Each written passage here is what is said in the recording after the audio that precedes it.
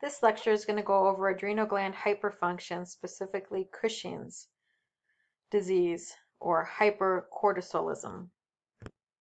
So we've already talked about Addison's disease, which is a disease or disorder that results from adrenal gland hypofunction.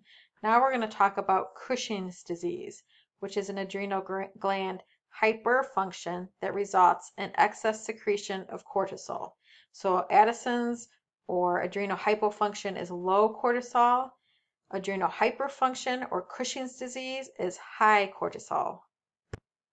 Cushing's disease can be caused by problems in the adrenal cortex itself, a problem in the anterior pituitary gland, or a problem in the hypothalamus. In addition, glucocorticoid therapy can cause hypercortisolism. The presence of excess glucocorticoids, regardless of the cause, affects metabolism in all body systems. An increase in total body fat results from slow turnover of plasma fatty acids. This fat is redistributed, producing truncal obesity, buffalo hump, and moon face.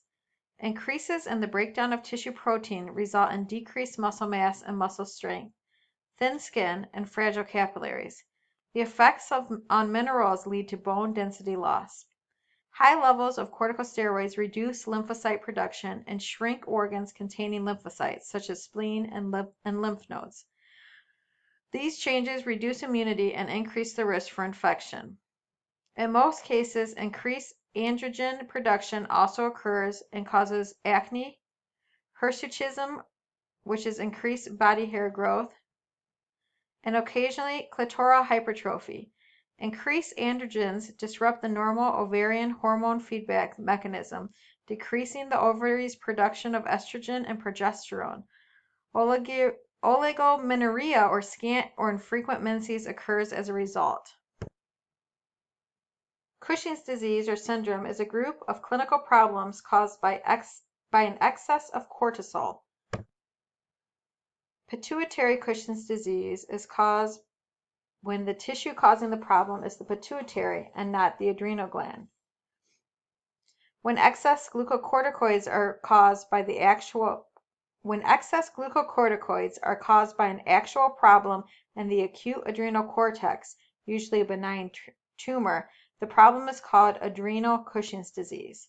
When glucocorticoid excess results from drug therapy for another health problem, it is known as Cushing's syndrome or secondary Cushing's syndrome.